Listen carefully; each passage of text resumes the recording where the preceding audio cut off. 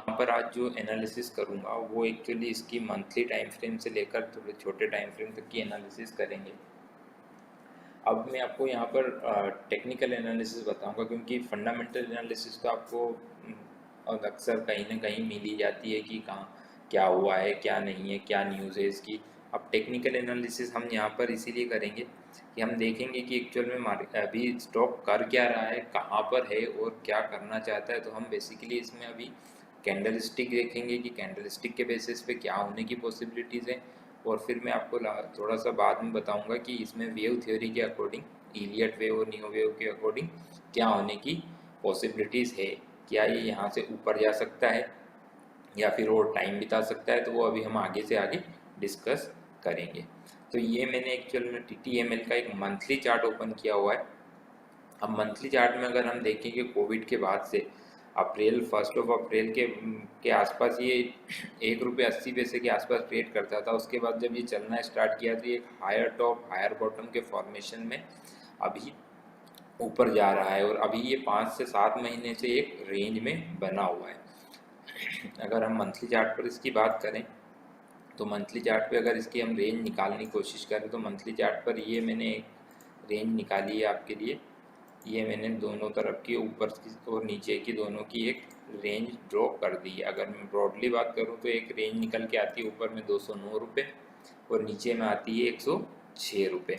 इसी के बीच में अभी ये पिछले 7 महीनों से ट्रेड कर रहा है, ये हमें अभी दिखाई देता है।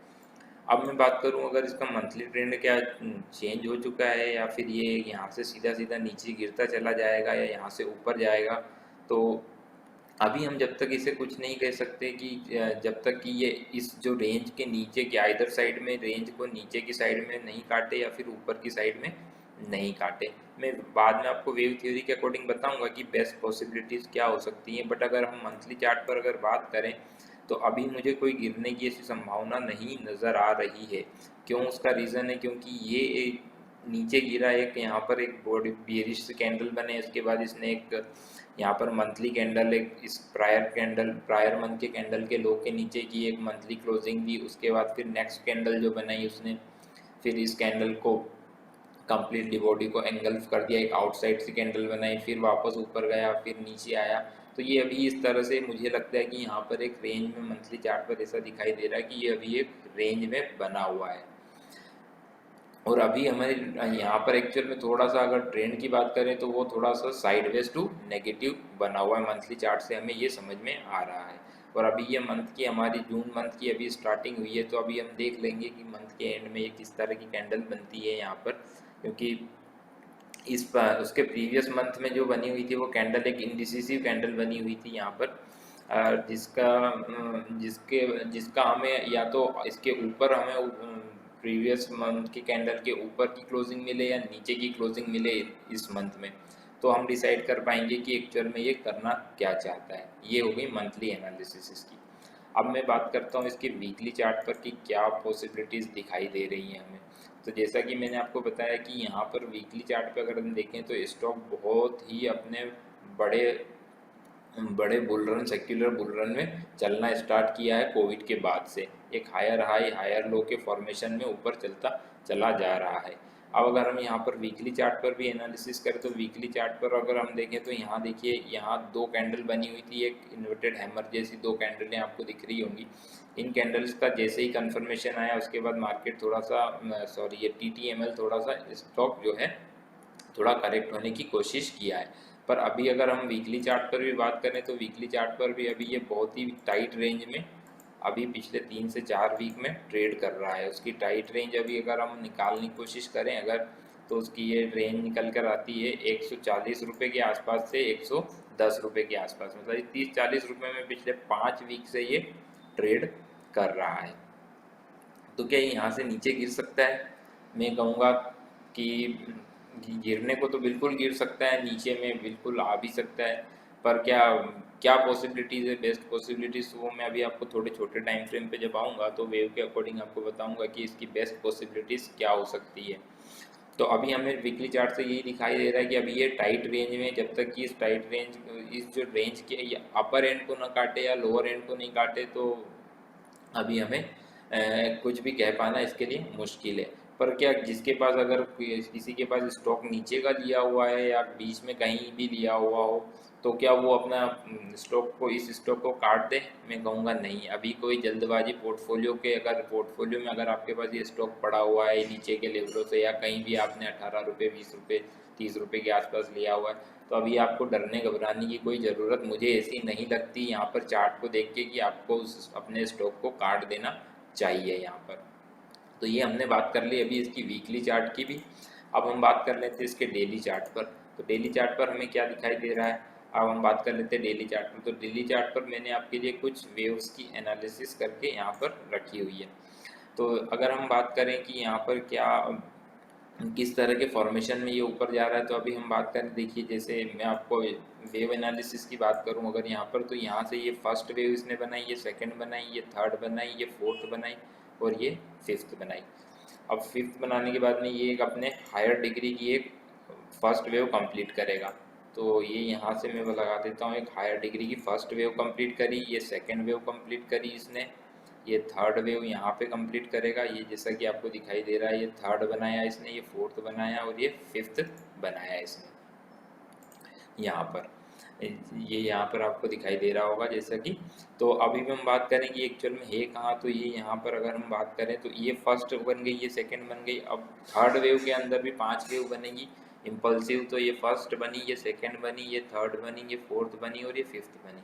मतलब अभी हम कहाँ पर खड़े हैं, अभी हम जो हैं, अभी हम इसके अभी बड़े टाइम फ्रेम की जो मैंने फर्स्ट और सेकंड डिफाइन करी हुई है उसके हम फोर्थ वेव में अभी हम खड़े हुए हैं ट्रेंड। मतलब TTML अभी फोर्थ वेव की करेक्शन कर रहा है। अब फोर्थ वेव की करेक्शन कर रहा है तो इसमें अब क्या पॉसिबिलिटीज़ हो सकती है, मैं आपको उसके बारे में थोड़ा सा बता देता हूँ कि वेव थ्योरी के अकॉर्डिंग अगर सेकेंड वेव शार्प करेक्शन है, क्योंकि ये दिखाई दे रही ना आपको शार्प करेक्शन है सेकेंड वेव, तो फोर्थ वेव जो होगी वो साइडवेज होगी। ये अल्टरनेशन, रूल ऑफ अल्टरनेशन के अकॉर्डिंग ये चलता है। तो यहाँ पर फर्स्ट वेव, सेकेंड वेव जो है हमारी वो शार्प करेक्शन है, तो फोर्थ वेव हमारी एक साइडवेज करेक्शन होनी चाहिए। तो अब अगर हम देख लेते हैं इसमें कि क्या होने की पॉसिबिलिटीज़ हमें लग रही है यहाँ पर। तो यहाँ अगर मैं बात करूँ आपसे कि अभी जैसा मैंने आपको बता दिया कि अभी थर्ड वेव और ये बड़े टाइम फ्रेम की फोर्थ वेव में चल रहा है। अब इसका हम थोड़ा सा छोटा टाइम फ्रेम यूज़ करें, अगर 3 आवर्स के टाइम फ्रेम में लेके चलता हूँ आपको, तो यहाँ पर अगर मैं बात करूँ तो देखिए यहाँ मैंने बताया जैसे कि यहाँ से मैंने आपको बताया था कि यहाँ से फर्स्ट कंप्लीट, ये सेकंड कंप्लीट, ये थर्ड कंप्लीट यहाँ पर, और अभी फोर्थ वेव में हम बड़े टाइम फ्रेम के फोर्थ वेव में चल रहे हैं। तो अब फोर्थ वेव में क्या दिखाई दे रहा है, अब यहाँ पर हमें देखिए क्लियर अगर मैं आपसे बात करूँ तो आपको 3 वेव्स दिखाई दे रही होंगी। अगर टॉप से देखिए हम, तो ये लोअर सर्किट लगाया इसने, फिर थोड़ा सा बाउंस लिया और ये यहाँ पर फिर नीचे आया। तो अभी यहाँ पर हमने क्या कंप्लीट किया है अगर मैं आपको बताऊँ, तो यहाँ पर हमने अभी जो है, यहाँ पर मैं टेक्स्ट में आपको बता दूं कि यहाँ हमने अभी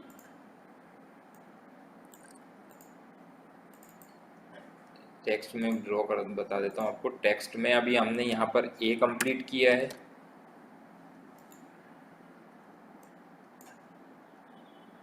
ये ए कंप्लीट हुआ है इसका यहाँ ये बी कंप्लीट हो गया है। अब हम बात कर लेते हैं इसका ये एक, और यहाँ पर इसका ये सी वेव कंप्लीट हो गई है। मतलब हमारे एक बड़े टाइम फ्रेम का, इससे बड़े टाइम फ्रेम का यहाँ पर एक ए कंप्लीट हो चुका है। अगर हम बात कर लें इससे बड़े टाइम फ्रेम का, यहाँ पर ए कंप्लीट हो गया है हमारा, जिसे मैं डिनोट कर देता हूँ रेड लेवल से, ठीक ना, रेड कलर से मैंने यहाँ पर इसे डिफाइन किया हुआ है। अगर हम बी में बात करें तो बी में भी हमें यहाँ पर 3 वेव्स दिखाई दे रही है। ये देखिए यहाँ से ये 3 वेव्स हमें दिखाई दे रही है। तो एग्जैक्टली यहाँ पर भी हमें अभी ये एक्चुअल में इससे भी छोटे टाइम फ्रेम की ए होगी, जो कि मैं आपको डिफाइन कर देता हूँ, छोटे ए से डिनोट करता हूँ इसको ताकि आपको समझने में आसानी होगी। ए बना, ये यहाँ पर अभी बी बना,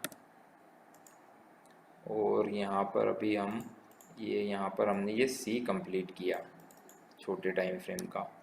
तो अभी हमारे पास ये इस टाइम फ्रेम का जो है वो हमारे पास अभी ए कंप्लीट हुआ है यहाँ पर, ये ऐसा अभी हमें दिखाई दे रहा है। अब बी वेव में, अब इसी के बी वेव में अगर हम बात करें तो अभी यहाँ पर हमें 333 करेक्शन दिखाई दे रही है, जो कि 3 3 5 फिर 335 और ये एक 335, मतलब ये तीनों जो करेक्शन है वो फ्लैट करेक्शन है। तो यहाँ पर 335W बना, ये X बना, ये Y बना, ये X बना और ये Z बना।